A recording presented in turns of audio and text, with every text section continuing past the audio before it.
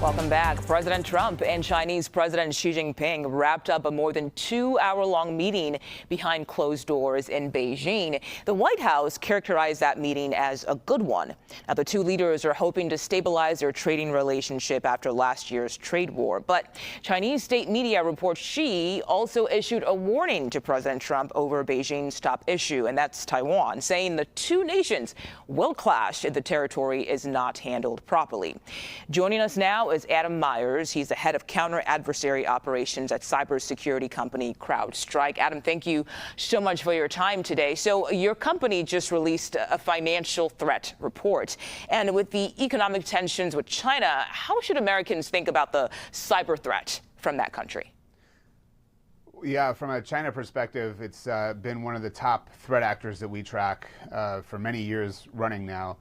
China has something called the Civil Military Fusion Program, where they blend together their civilian sector and the military in order to maximize the best impact for China.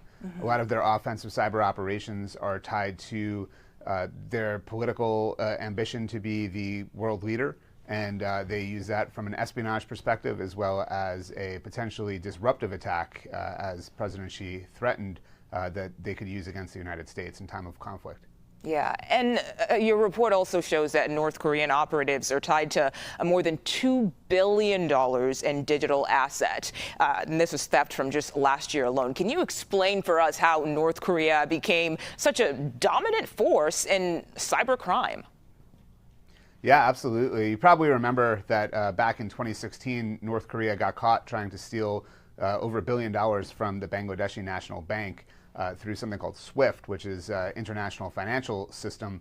And ever since then, they've been under extreme pressure through sanctions and other things that have made it very difficult for them to generate revenue for the regime. And so they've taken to cyber capabilities in order to expand that revenue generation. One of the big things that we've seen over the last 2 years has been North Korean IT workers remotely getting jobs at American businesses, even though they're not allowed to have those jobs. And they're kind of getting 10, 15, 20, 100 of these jobs at a go. Wow. And generating incredible amounts of money through just income that way. But last year, we also saw a $1.46 billion incident where they stole cryptocurrency. So the North Koreans have been really getting very adept at going after cryptocurrency and associated blockchain technology in order to generate revenue, which goes directly, all of this goes directly to the weapons program in North Korea. So there's some pretty significant impact when that money gets stolen. Yeah, when you put it that way, certainly. So when all of this is all said and done, how does the financial sector defend itself against hackers who are incorporating artificial intelligence into their playbooks now? Yeah, the financial sector, as we noted, was the #4 target globally. So that's up from previous years, and we've seen incredible amounts of activity targeting the financial sector. So there's a couple of things that they really need to be thinking about. One is securing identities. Over the last couple of years, adversaries have moved away from breaking in and simply logging in by stealing identities or phishing identity information from targets.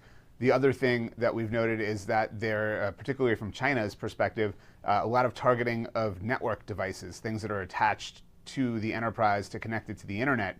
And they find vulnerabilities and exploit those vulnerabilities in order to gain long-term access to those enterprises. So organizations really need to prioritize identity security, making sure that they understand who's logging in from where and being able to stop anything that's anomalous or doesn't look correct. And they also need to prioritize patching those network devices that often go unnoticed. And you might recall a few years ago, China broke into a North American telecom and was able to reshape traffic so they can snoop on President-elect Trump's telephone as he was moving around. And that didn't require a zero-day vulnerability or something that was unknown. It targeted a 2-year-old vulnerability in a network appliance. So this is something where patching is really important. Organizations need to prioritize that. Yeah, so much to think about, so much to consider, and some very, very important information there. Adam Meyers, thank you for your time. We appreciate it.